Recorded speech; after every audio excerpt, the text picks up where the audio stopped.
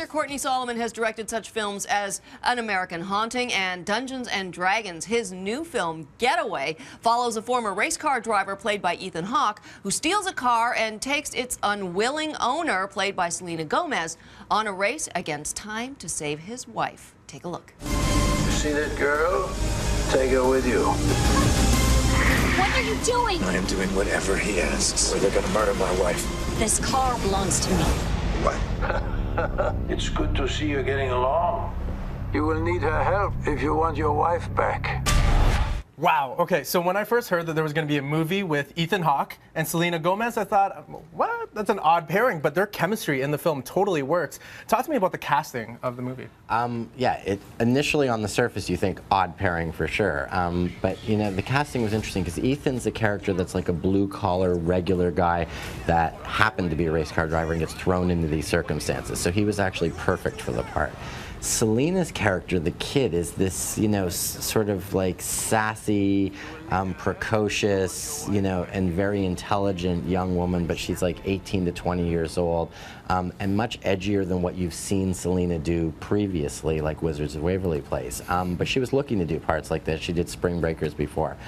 So she was actually perfect for the part and exactly how I envisioned it, and I had already cast Ethan in the first place.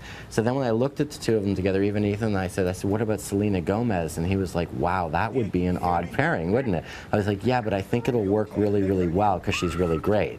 And then as it turns out, their chemistry ended up being great together, so it all worked out for the best. Do you have to change your directing style at all to suit the actor? For instance, you know, Selena is still relatively a newcomer, and then you have Ethan Hawke, who's been around for a long time, and then you have Jon Voight, who's an Oscar winner and kind of legendary. So how do you deal with all those kind of different talents? It's always different for every actor. I mean, you must, as a director, adjust yourself for every different actor because they all have a different way of doing things. They all have a different way of communicating and understanding your notes, and they all, as you say, come from different places. Selena's the youngest, Ethan's in the middle, John's an Oscar winner, so you adjust accordingly. The interesting thing was John was never on set with Ethan and Selena at all.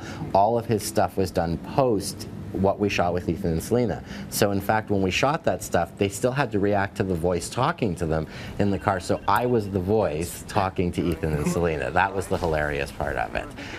Will that be in the outtakes?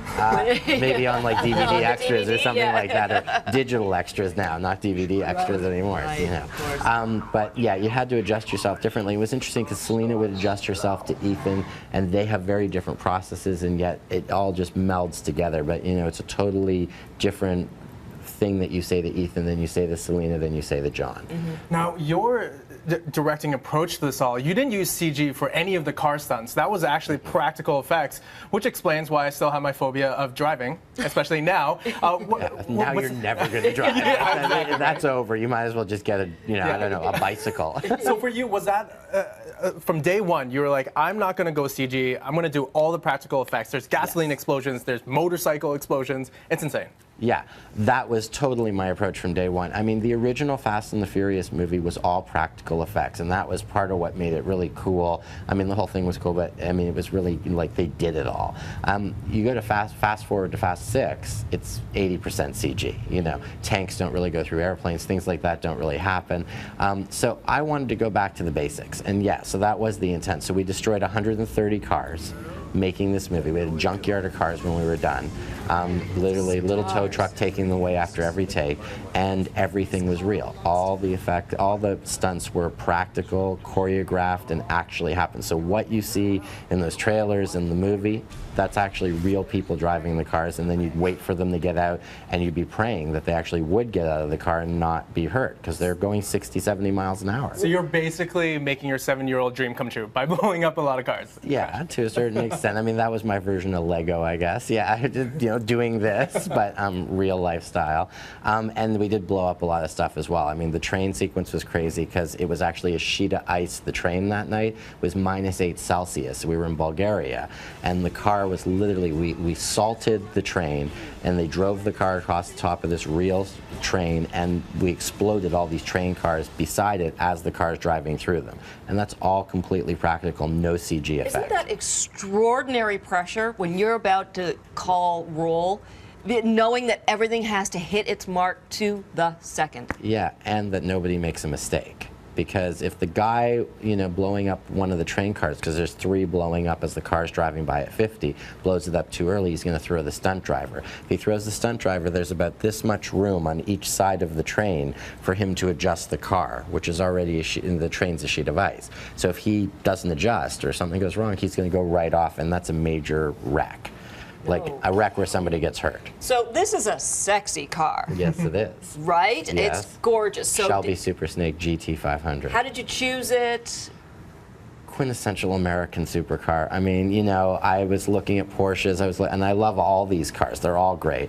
But this was a fish out of water. This was, the movie takes place in Eastern Europe over one night, and I wanted the car to be American like the stars in the car. And this is, everybody knows this car. Courtney, I want to ask your perspective on reboots. In the past 10 years, you've seen reboots of Superman, you've seen it for Spider-Man, and your movie, Dungeons and Dragons, back in 2000, that's getting a reboot. What's your take on that sort of trend, especially because it hasn't been that long? I think it's a good thing, actually. I mean, I love the new Superman. I thought it was great. And I think if they do a good job on it, the original Dungeons and Dragons was my first thing that I started with, and actually, I got the rights. I'm originally from Toronto, and I got the rights from my bedroom here in Toronto, and that started my career. Okay, that's a true story. So, all those years later, I originally wanted to make it as this sort of huge studio movie in Hollywood, and as it went, it ended up being an independent movie. Unfortunately, I got to make it, and that was good, but it wasn't as big as I wanted it to be. So this is a chance for Warner Brothers, who's done, Harry Potter movies, Lord of the Rings movies, all the great fantasy movies, to actually do this franchise the way it should have been done in the first place. And I can say that having made the first movie. So I think it's a great thing, and I'm excited about it. That's fantastic. Well, thank you so much for coming in. The film is called Getaway, and it is quite literally a thrill ride. Thank you. It is amazing. Courtney Solomon, the director. So nice to meet you. Nice to meet you.